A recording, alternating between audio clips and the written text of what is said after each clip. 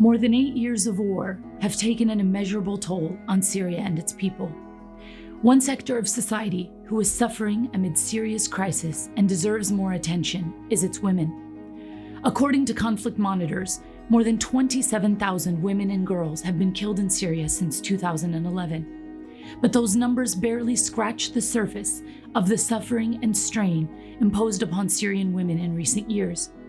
As men departed to fight and die on Syria's battlefronts, women were left behind to sustain their households, organize their neighborhoods, protect their children against extremists, and deal with the everyday threats of war. The fate of many Syrians has been to flee. So far, nearly 6 million Syrians have fled the country, most of whom are refugees in neighboring countries. According to UNHCR, a staggering 73% of those 5.5 million Syrians are women. And while this war has had deadly consequences for women, it would be profoundly inaccurate to say that they are bystanders in this conflict. The impact women have had on their communities, from being elected as members of their local councils to serving as national opposition leaders at the international negotiating table, is not to be diminished.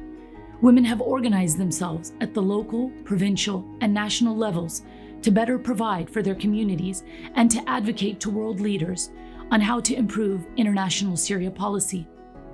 One outcome of this has been the Syrian Women's Political Movement, an organization that pushes for equal female representation at all levels of governance in a future democratic Syria. Women like Ghalia, for example, are worthy of note. She fought against extremist groups who tried to take her city, Qaddour.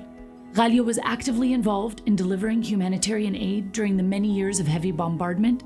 She then went on to establish 5 women's centers to provide education and job mentorship to all the women around her. Throughout these efforts, Ghalia lost her son, brother, and husband to the violent uprising, but she never lost hope. She never stopped saving lives and inspiring the women around her. While the war may be winding down in large parts of the country, the crisis in Syria is far from over. As Syria enters this new phase, women will take on even more of a burden, and that sacrifice deserves not just to be acknowledged, but to be relieved.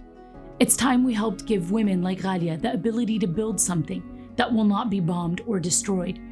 Syria's civil society remains strong and resilient, and it's time we stop this conflict so that the seeds Ghalia has sown in organizing women in their communities can finally be cultivated.